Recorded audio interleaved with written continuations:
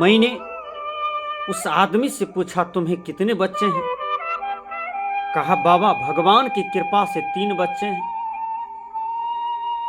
भगवानवादी थे इसलिए भगवान का नाम लगाया। बच्चा तो स्त्री और पुरुष के संजोग से होता है, स्त्री और पुरुष के मसाला से बच्चा बनते हैं।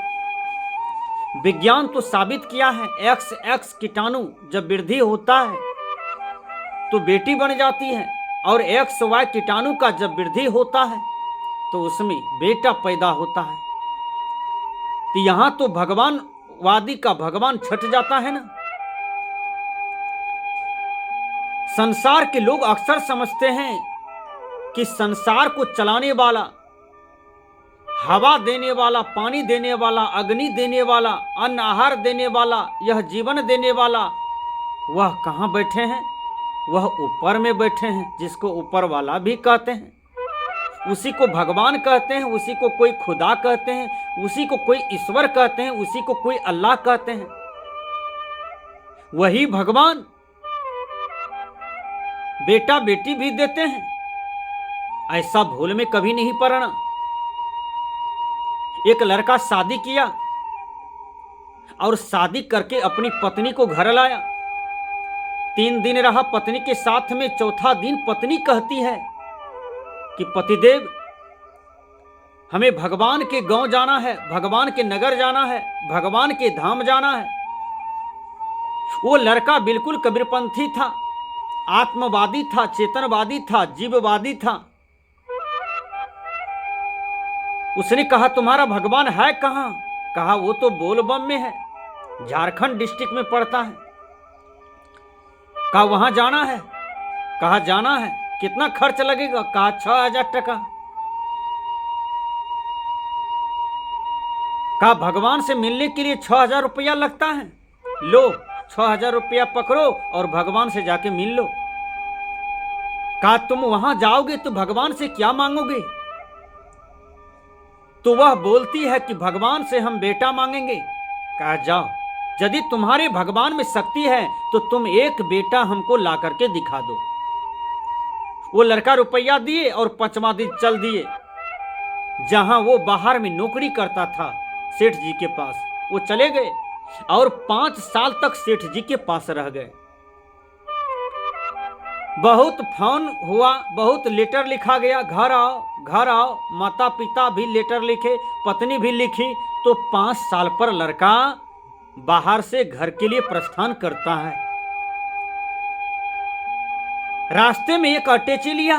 अटैची में माँ बाप के लिए कपड़ा लिया और पत्नी के लिए भी कपड़ा लिया और बच्चा के लिए भी कपड़ा लेता है। जब घर पर आया तो पत्नी अटैची खोलती है, उसमें अपना कपड़ा को पाया, सास ससुर के कपड़ा को पा लिया और बच्चा का भी कपड़ा देखती है। वह दंग रह गई। वह प्रश्न करती है कि यह कपड़ा किसका है? ये तो बहुत बच्चा का कपड़ा देख रहे हैं इसमें। कहा, तुम बोलबम गए थे ना शंकर भगवान के पास, 6000 रुपया हमसे लिया था और तुम बोली थी कि भगवान से बेटा मांगना है। तो भगवान से तुम बेटा मांगे हो कि नहीं? उस बेटा के लिए कपड़ा लाया हूं। वो शर्मा गई और अंदर भाग गई। फिर लड़के वहां गए, कहा, मेरा बेटा दो। तुम भगवान से बेटा मांगा हो कि नहीं? तो फिर शर्मा करके बोलती है, आप थे ही नहीं तो बेटा कैसे होगा? तो मनुष्य को यही तो बोध हो जाता है कि पति पत्नी के मसाला से बेटा बेटी का निर्माण होता है। वहां भगवान भगवती क्या करेंगे? ऊपर वाले वहां क्या करेंगे? ऊपर वाले का एक प्रकार का हब्बा है, भगवान भगवान हब्बा है। भगवान और ऊपर वाला कहीं नहीं है। जो भी कुछ है तो ये मानव, ये शक्ति प्रकृति मंडल में निखरा हुआ है। मनुष्य ही भगवान होते हैं, मनुष्य ही भगवान है, मनुष्य का गुण ही भगवान है, मनुष्य की शक्ति ही भगवान है। इसलिए गुरुवर कबीर ने स्पष्ट लिखा बीजक में, मानुष तेरा गुण बड़ा, मानस न आवे काज, हार न होते आभरण, त्वचा न बाजन बाज। हे मनुष्य, तुम्हारे गुण ही बड़े होते हैं, तुम्हारा मांस हड्डी काम में नहीं आता है, न तुम्हारे चमड़ी का ढोलक बनते हैं। तुम्हारा गुण ही विज्ञान है, तुम्हारा गुण ही वेद है, तुम्हारा ही गुण शास्त्र है, बाइबिल है, कुरान है, पुराण है। तुम्हारा ही गुण मंदिर है, मस्जिद है। तुम्हारा ही गुण ये बड़ी बड़ी इमारतें हैं। तुम्हारा ही गुण कल कारखाने हैं, ये वायुयान है, ये गाड़ी है, मोटर कार है, फैक्ट्री है। ये सब तो मानवीय गुण है, किसी ऊपर वाले ने नहीं बनाया, इसको तो मनुष्य ने सजाया है अपना विवेक बल बुद्धि से। इसलिए मनुष्य ही भगवान होते हैं। एक आदमी प्रश्न किया कि यदि मनुष्य भगवान है तो क्या मनुष्य ने हवा बनाया, मनुष्य ने धरती बनाया, मनुष्य ने चंद्रमा बनाया, सूर्य बनाया, मनुष्य ने पूरा सृष्टि का निर्माण किया है?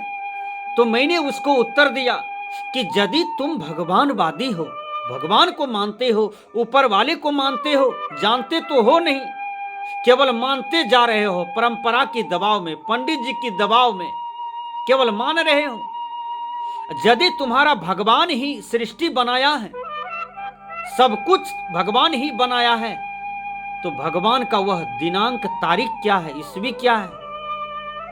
भगवान यदि सृष्टि बनाया तो कौन दिन तारीख में बनाया, और कौन देख रहा था, कौन लिख रहा था, कौन इसका गवाह देने वाला है कि फलमा दिन यह प्रकृति बना है, यह सृष्टि बना है, यह दुनिया जहान बना है?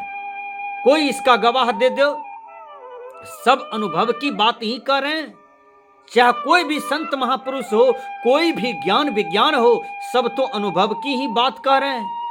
सब अपना अपना विवेक दर्शा रहे हैं, इस पर सब अपनी अपनी बुद्धि दर्शा रहे हैं, सब अपना अपना ज्ञान दर्शा रहे हैं। इसलिए भगवान मानने से पहले भगवान को जानिए। भगवान धन नहीं देता है, भगवान बेटा बेटी नहीं देते हैं, सब कुछ करने वाले आप हैं।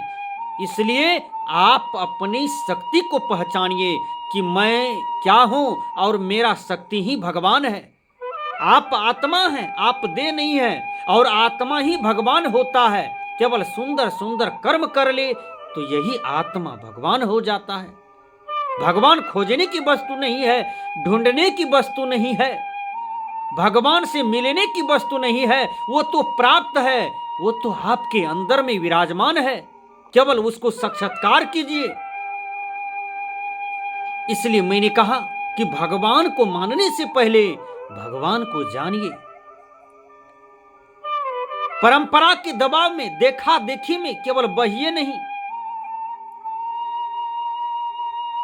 तो वो आदमी को समझ में आ गया बात सही कहते हैं। विचार कीजिए। तो मैंने कहा आप कहां जा रहे हैं? कहा मैं क्या बताऊं, मेरे पास एक बेटा है, वो पढ़ रहा है और उस बेटा को कुछ देने के लिए जा रहा हूं, दे करके मैं बाहर चला जाऊंगा। वो आदमी बाहर चले गए और उसकी एक मां थी, वह थोड़ा बूढ़ी टाइप की थी। वो लड़का को बाहर में किसी से प्रेम हो जाता है, और जब प्रेम हो गया तो उसका हाथ पकड़ लिया, मांग में सिंदूर भर करके अपना घर लाया। अब इसका विरोध करने लगा बूढ़ी मां, उसकी मां, दोनों मिलकर के विरोध करने लगा। का लोग शादी करते हैं, पलंग देते हैं, कुर्सी देते हैं, टेबल देते हैं, 10 लाख रुपया देते हैं, हाथी घोड़ा देते हैं, गहना जेवर देते हैं, और तुम केवल इसको ले आए हो, तुम इतने धनवान आदमी के बेटा हो, तुम कुछ नहीं लिया। कहा मां, दादी जी, हमको कुछ नहीं लेना है, जो हमको लेना था उसकी हाथ पकड़ करके तुम्हारे सामने लाया हूं, और ये बहुत सेवा करेगी, बहुत पढ़ी लिखी है और बहुत व्यवहारवादी है, लेकिन उसको तो तिलक चाहिए था, उसको तो पैसा चाहिए था। अब बूढ़ा बूढ़ी उसकी मां तीनों मिल करके विरोध करने लगा, तीनों मिल करके लड़ाई झगड़ा झंझट करते था। एक रोज बहुत झंझट शुरू हो गया, लेकिन बहू कुछ नहीं बोलती थी, क्योंकि वह पढ़ी लिखी थी, सिलवती थी, गुणवती थी, रूपवती थी, समझदार में भी एक नंबर थी। एक रोज सास जलती हुई चूल्हा से जलावन खींच करके मारती है और वह जलावन दीवार में लग गया। वह जलती हुई जलावन सास की साड़ी में धर लिया, आग धर लिया, वह पक गई, आग से जल गई।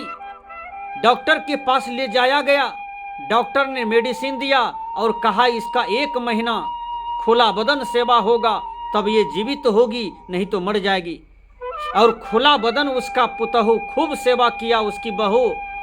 1 महीना के बाद उसकी सास बहू के चरण में गिर गई और रोने लगी। कहा, हे बहू, हम तुमको पहचान नहीं पाए, तुम साक्षात भगवती हो, तुम्हारा ज्ञान साक्षात भगवती है, विचार विवेक तुम्हारा भगवती है, तुम देवी हो। हम तो धन की हवस में, तिलक की हवस में तुम्हारे व्यवहार को नहीं समझ पाए। और सास बदल गई एक सुंदर बहू की आचरण से, शिक्षा से। तो सुंदर आचरण हो, सुंदर विचार हो, सुंदर व्यवहार हो, तो वहां भगवान क्या कर लेंगे? यदि भगवान भी सृष्टि में होगा तो वह सुंदरता के अधीन ही हो जाएंगे। इसलिए भगवान को मानने से पहले भगवान को जानना चाहिए। वह भगवान आप हैं, आपकी शक्ति है, वह बाहर नहीं है, वह आपकी शक्ति है।